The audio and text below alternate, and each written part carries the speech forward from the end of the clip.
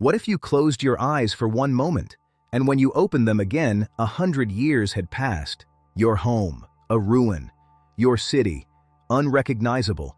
Every face you ever loved, gone. And yet, you are still here, unchanged. This is not a fable. This is not mythology.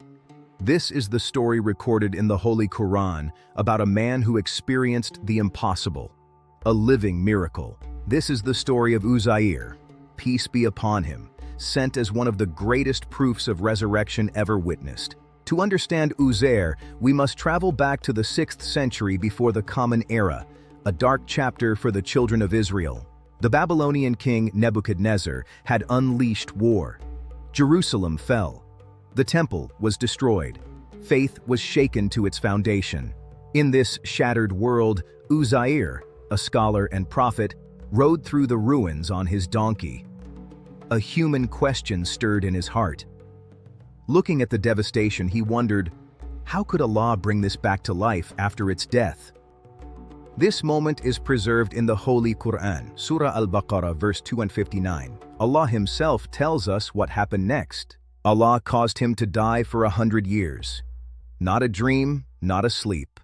A century of silence while the world moved on. Empires rose and crumbled, generations passed, and then, by the will of Allah, he was brought back. He sat up, disoriented. "How long have you been here?" Allah asked. Uzair replied, "A day, or part of a day."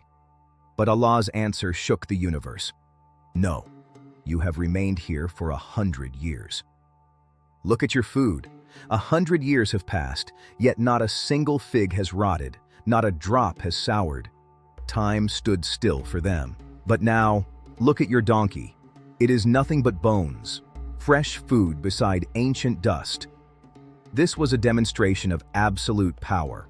Before his eyes, Allah reassembled the donkey, bone by bone, joint by joint. Life returned to what had been dust. Uzair witnessed resurrection not as theology, but as reality. He said, "I know now that Allah has power over all things."